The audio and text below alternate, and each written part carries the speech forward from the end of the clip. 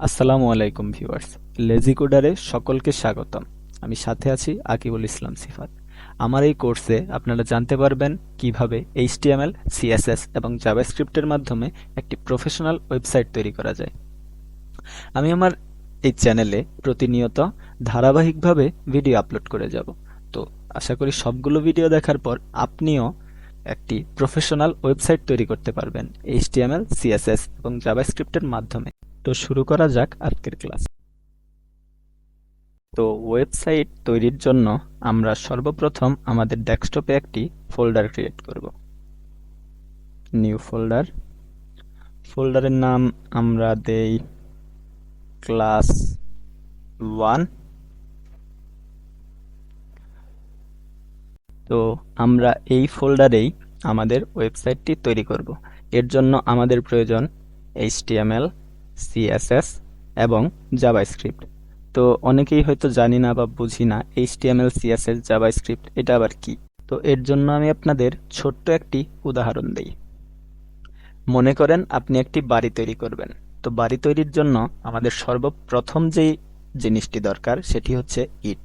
তো এই ইটকে আমরা ওয়েবসাইটের ভাষায় বলতে পারি এইচটিএমএল ট্যাগ।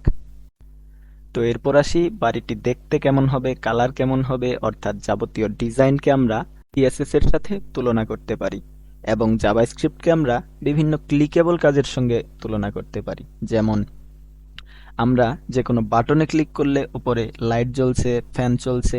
তো আশা করি কিছুটা বুঝতে পেরেছেন। না বুঝলেও সমস্যা নেই, ধীরে ধীরে বুঝতে পারবেন। তো আজ আমরা সর্বপ্রথম এইচটিএমএল ট্যাগগুলো সম্পর্কে জানি। তো এর জন্য সর্বপ্রথম আমাদের একটি টেক্সট ডকুমেন্ট ক্রিয়েট করতে হবে। তো এইখানে আমরা দেখি লেখা আছে new text document dot TXT. Dot TXT এইটি হচ্ছে এক্সটেনশন। এই এক্সটেনশনগুলো যেমন ভিডিওর ক্ষেত্রে আমরা দেখি MP4, অডিওর ক্ষেত্রে MP3, ফটোর ক্ষেত্রে PNG, জেপিজি এইরকম। তো আমাদের এইচটিএমএল ট্যাগের জন্য এক্সটেনশন হবে HTML। তো এর এর আগে আপনারা যে কোনো নাম দিতে পারেন। আমি দিচ্ছি ইন্ডেক্স। জাস্ট যে কোনো জায়গায় ক্লিক দিয়ে ইয়েস। আপনাদের ডেস্কটপে যদি ডট এক্সটেনশন না দেখা যায় তো জাস্ট ভিউতে ক্লিক দিবেন। ভিউতে ক্লিক দিয়েই এইখানে দেখবেন ফাইল নেম এক্সটেনশনস। জাস্ট এইটাকে আপনারা চেক অর্থাৎ টিক মার্ক করে নেবেন। যদি আমি এটা বাদ দেই দেখা যাবে ডট এক্সটেনশন দেখা যাচ্ছে না। আবার ভিউয়ে যাই, জাস্ট এইখানে চেক করে নেই, চলে আসছে। ক্রিয়েট হয়ে গেছে আমাদের এইচটিএমএল ডকুমেন্ট। তো এইখানে একটি আইকন দেখা যাচ্ছে।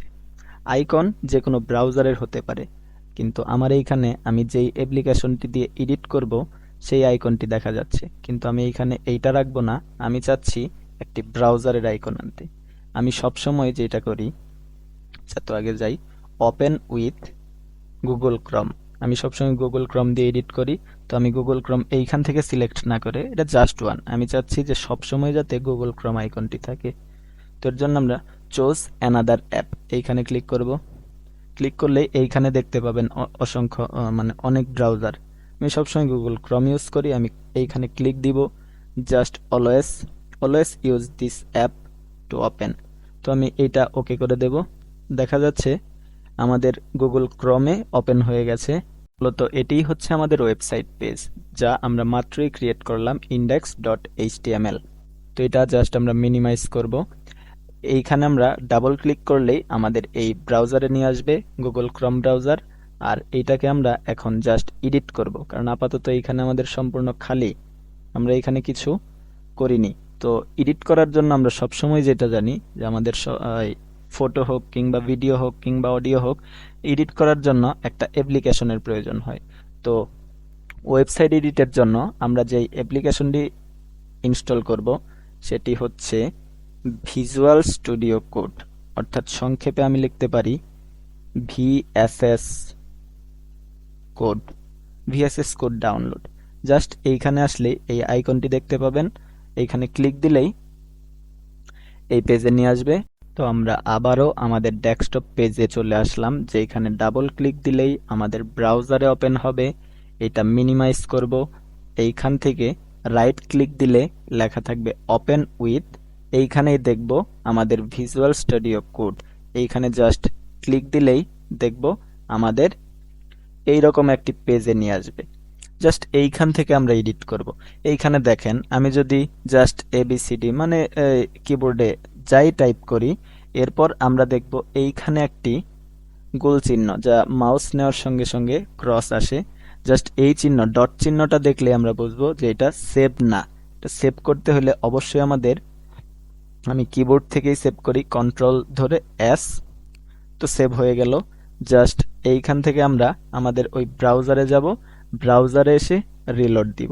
রিলোড দেওয়ার সঙ্গে সঙ্গে আমাদের লেখাগুলো চলে আসছে, যা এইখান থেকে আমরা চাইলেও ডিলিট করতে পারবো না। আমরা ওইখান থেকে যাই লিখব এইখানে শো করবে। যদিও এইটা আমাদের স্ট্যান্ডার্ড কোনো নিয়ম না, আমরা সরাসরি এইচটিএমএল এর ফর্মুলাগুলো ইউজ করব। আমরা আবার আমাদের অ্যাপে চলে যাই, এইখানে জাস্ট এইগুলা বাদ দিয়ে দিব। আমরা নতুন করে এইচটিএমএল লেখার জন্য আমাদের সর্বপ্রথম যা করতে হবে, আমরা জাস্ট এইখানে লিখব হলো HTML।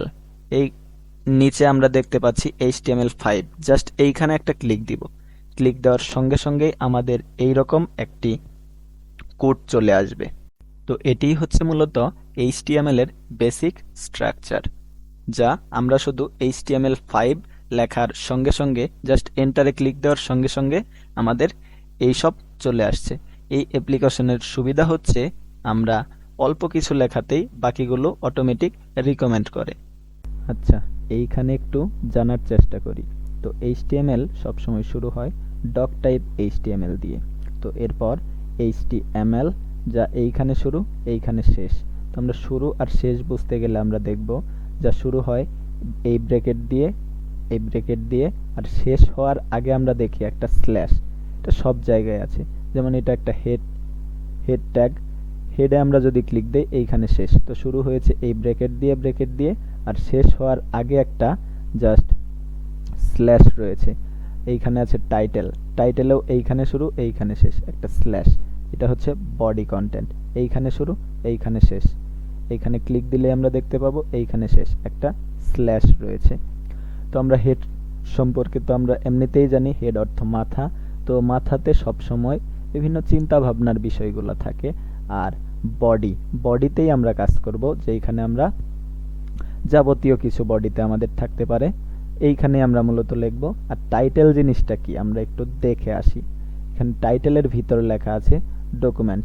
জাস্ট এটাকে আমরা কন্ট্রোল-S দিয়ে সেভ করে নেই, ব্রাউজারে যাই, ব্রাউজারে গিয়ে রিলোড দেই। তো লেখাগুলো নাই, কিন্তু আমাদের টাইটেলটা এইখানে শো করছে। তার মানে টাইটেল সবসময় শো করে এইখানে। আচ্ছা, আমি আগের ট্যাবগুলা বাদ দিয়ে দেই। তো আমরা আমাদের অ্যাপ্লিকেশনে চলে যাই, এইখানে আমরা টাইটেলটা চেঞ্জ করি, লিখি ক্লাস 1, জাস্ট কন্ট্রোল-S সেভ দিয়ে আবার এইখানে এসে ব্রাউজারে এসে রিলোড দেই, এইখানে নাম আসছে ক্লাস 1। আবার অ্যাপে চলে যাই, আমরা মূলত এই বডিতেই কাজ করব। বডিতে আমরা সর্বপ্রথম লিখব একটি ট্যাগ, লিখি ট্যাগের নাম হলো H1, জাস্ট এটাকে এন্টার দেই। এটা মূলত হচ্ছে হেডিং ট্যাগ। আমি যদি লিখি this is heading, HEADING, heading, just control S save, এইখানে এসে রিলোড দেই। তো এইটা হচ্ছে আমাদের হেডিং ট্যাগ। আমরা খবরের কাগজ বা পত্রিকায় যেই বড় শিরোনামগুলো দেখি, আমরা এইগুলোকেই মূলত বলতে পারি আমাদের এই হেডিং ট্যাগ। হেডিং ট্যাগ 6 ধরনের হয়ে থাকে। আমরা জাস্ট এইখানে লিখেছিলাম H1, এরপর আমরা লিখব H2, এন্টার। এরপর আমরা উপরের লেখাটাই কপি করি, কপি, কন্ট্রোল-C, জাস্ট কন্ট্রোল-V পেস্ট, আবার কন্ট্রোল-S সেভ। এইখানে আবার ব্রাউজারে এসে যদি রিলোড দেই, দেখি আমাদের লেখা কিন্তু একই ছিল, কিন্তু এই লেখাটা একটু বড়, এটা একটু ছোট। তার মানে আমরা এতটুকু বুঝতে পারি যে H1 ট্যাগের থেকে H2 ট্যাগ ছোট। আমাদের ট্যাগগুলো মূলত, হেডিং ট্যাগ মূলত 6 ধরনের, অর্থাৎ H6 পর্যন্ত।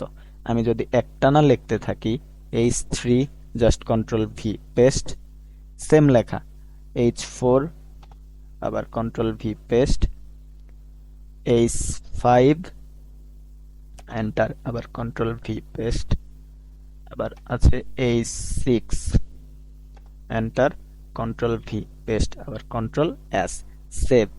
এটা আমরা যদি ব্রাউজারে গিয়ে দেখি, দেখি কেমন দেখায়। জাস্ট রিলোড, দেখা যাচ্ছে H1 সব থেকে বড়, H2 তার থেকে ছোট, 3 তার থেকে ছোট, 4 তার থেকে 6 আরো ছোট।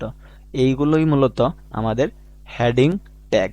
আমার যেই জায়গায় যেই ট্যাগটা আমাদের প্রয়োজন সেই জায়গায় সেই ট্যাগ ইউজ। আমরা হেডিং ট্যাগ সম্পর্কে জানলাম, আরো কিছু ট্যাগ সম্পর্কে জেনে নেওয়া যাক। আমরা এইখানে লিখব হচ্ছে পি, অর্থাৎ প্যারাগ্রাফ ট্যাগ। তো এইখানেও যদি আমরা দেখি পি, পি শুরু হয়েছে ব্র্যাকেট দিয়ে, শেষ হয়েছে ব্র্যাকেট দিয়ে, শেষ পি শেষ করার আগে একটি স্ল্যাশ। H1এও এইখানে শুরু, এইখানে শেষ, শেষের আগে একটা স্ল্যাশ। এটা সব জায়গাতেই সেম।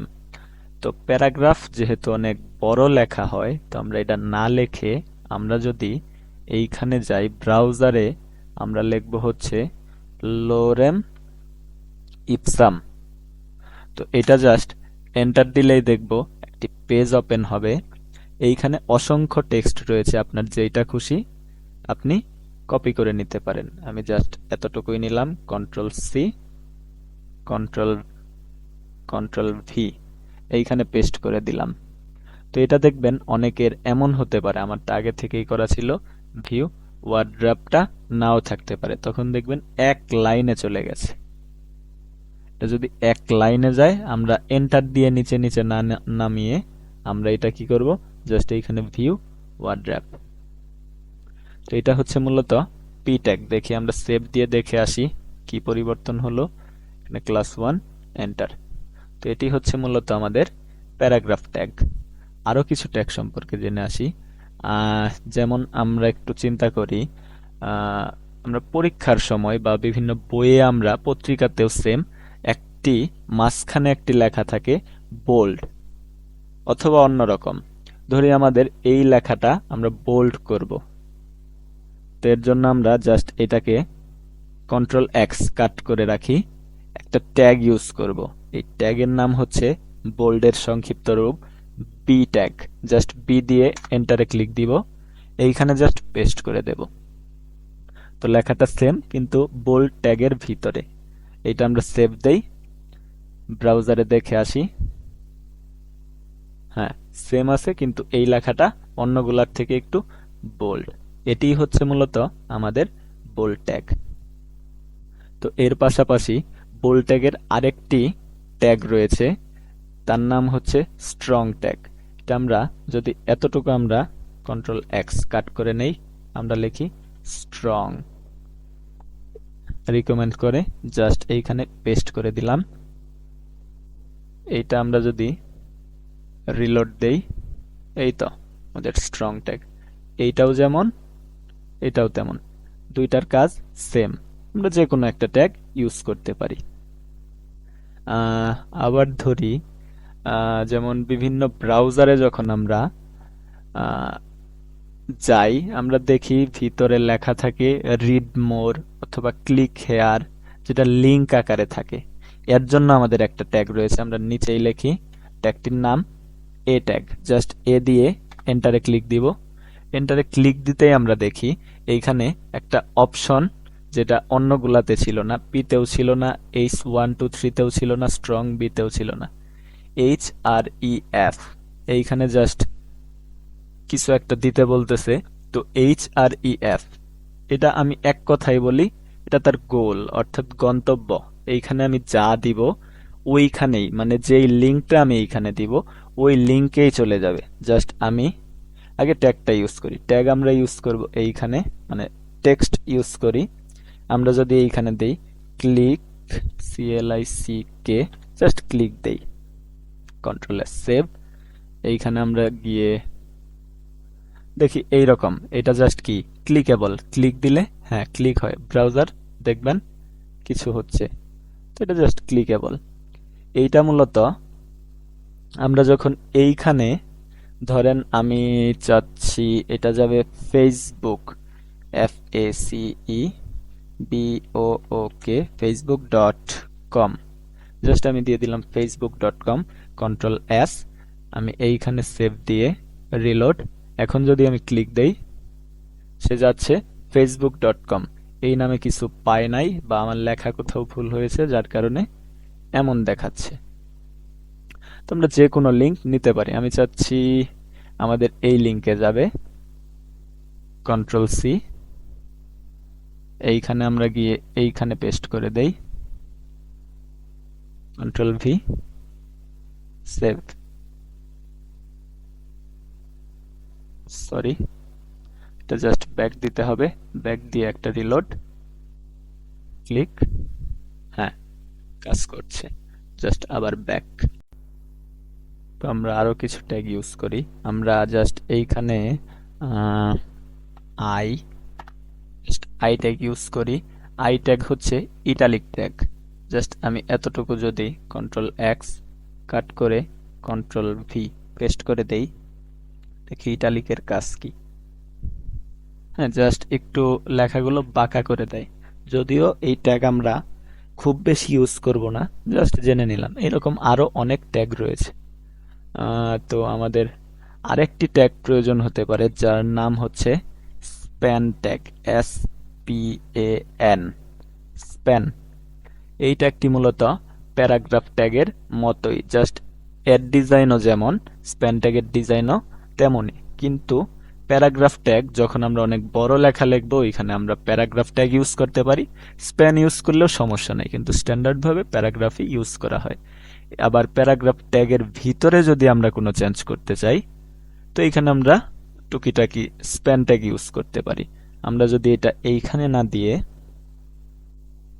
এর ভিতরে দেই, SPAN, স্প্যান ট্যাগ। জাস্ট আমি আননোন লেখাটা কাট করি, এইখানে পেস্ট করে দেই। আমি কিন্তু আননোন কাট করেছি। এইখানে জাস্ট রিলোড দেই, কিন্তু কোনো পরিবর্তন নাই। দেখবেন সব সেম। আননোন লেখা সম্ভবত এইটা নিছিলাম, কিন্তু দেখবেন একই। জাস্ট এটা আমাদের যে এখানে প্রয়োজন, বা অন্য কোনো ডিজাইন আমরা ওইখানে করতে পারি।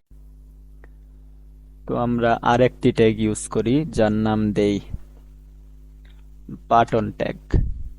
তো বাটন ট্যাগ নাম শুনেই আশা করি বুঝতে পেরেছেন যে ট্যাগটা কি ধরনের হতে পারে। আমি যদি দেই স্যান্ড, জাস্ট Ctrl+S, আপনি এইখানে যে কোনো কিছুই লিখতে পারেন। সেভ করে আমি যদি এইখানে রিলোড দেই, হ্যাঁ, বাটন ট্যাগটা মূলত এইরকম হয়। তো এগুলোই হচ্ছে মূলত HTML এর বেসিক কিছু ট্যাগ। এই ট্যাগগুলো দিয়েই আমরা একটি ওয়েবসাইট সুন্দরভাবে তৈরি করতে পারবো। আশা করি ভিডিওটি দেখে কিছু হলেও বুঝতে পেরেছেন।